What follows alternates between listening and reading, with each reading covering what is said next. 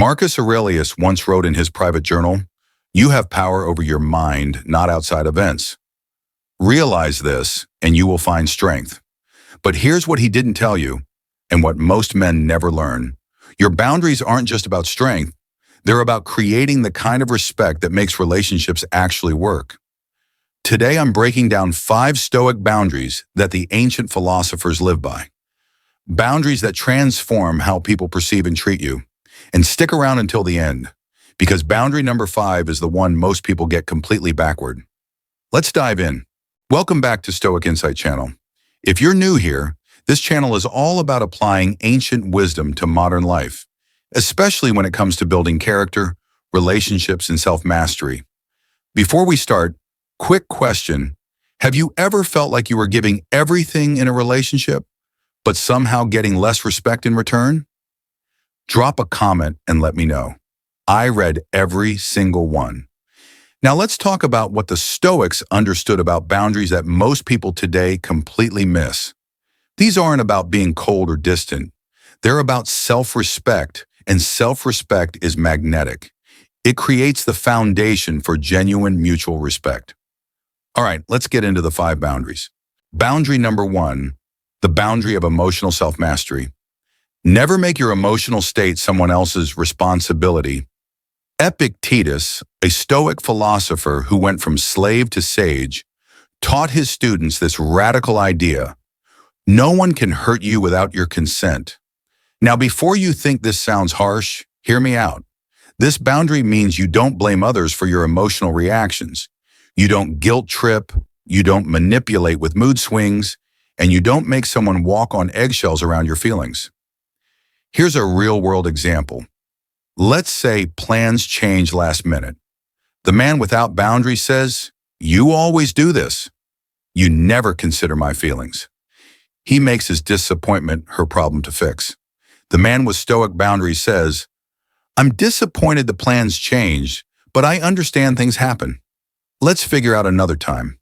He owns his emotion, communicates clearly, and moves forward. See the difference? The first guy is exhausting.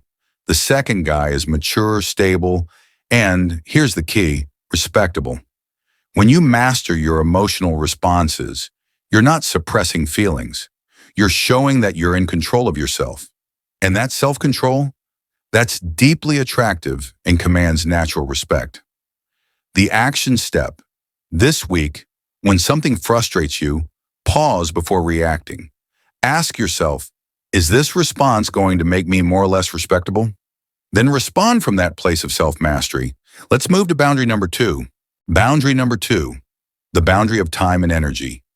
Protect your purpose and mission. Seneca wrote, "It's not that we have a short time to live, but that we waste much of it." The Stoics understood that your time and energy are your most valuable assets. This boundary means you don't abandon your goals, your growth, or your purpose to constantly prove your devotion. You maintain your mission in life, even while building a relationship. Here's where a lot of men go wrong. They think showing love means being available 24/7, dropping everything at a moment's notice, and making their entire life revolve around one person. But here's the paradox. When you do that, you actually become less attractive and less respected. Why? Because you've demonstrated that you don't value yourself or your time. A man with this boundary says, "I'd love to hang out tonight, but I'm committed to finishing this project. How about tomorrow evening instead?" He's not playing games.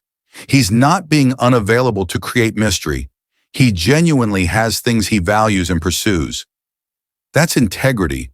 That's self-respect. And when someone sees that you have a life you're building, goals you're chasing, and a purpose you're devoted to, they respect you more. They also respect the time you do choose to spend with them, because it's clearly a conscious choice, not a desperate attempt to please.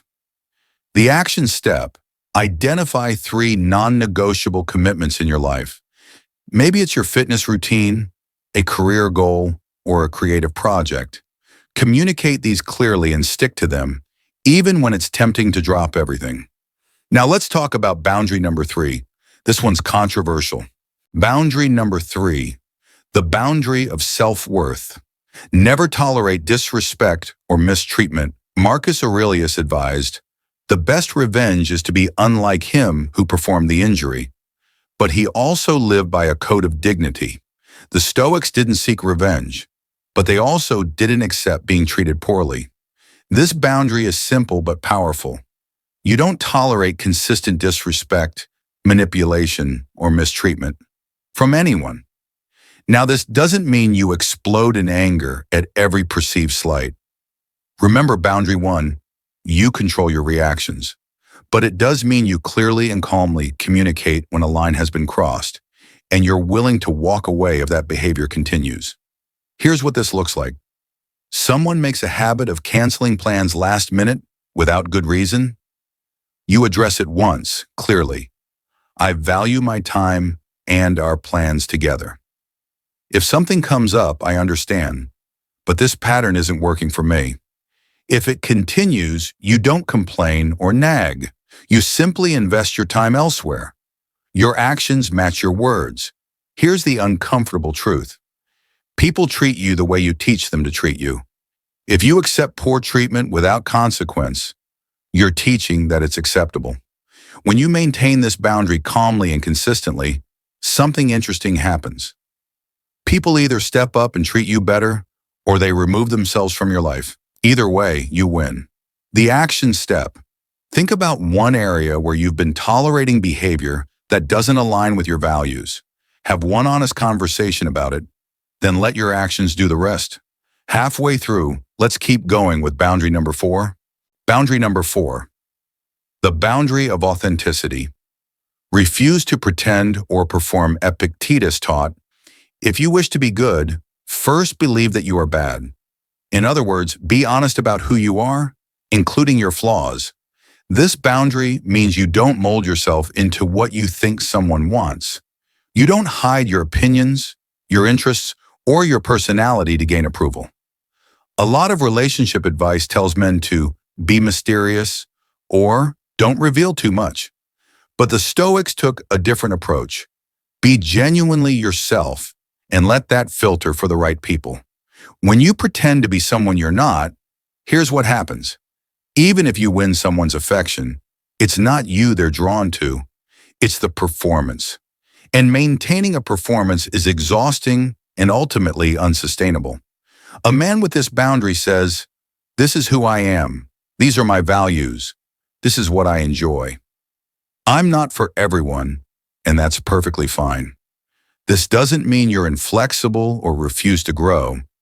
It means you're not shape-shifting to please others. And here's the respect part. When someone sees that you're comfortable being yourself, not arrogant, not defensive, just genuinely authentic, they trust you more. They know what they're getting. And that consistency, that builds deep respect. The action step.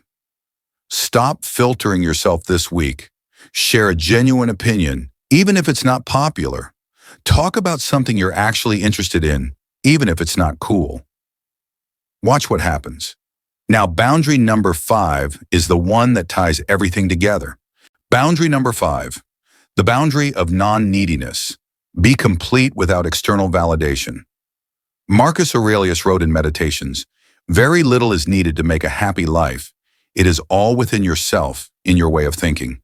This is the ultimate Stoic boundary, and it's the foundation for all the others.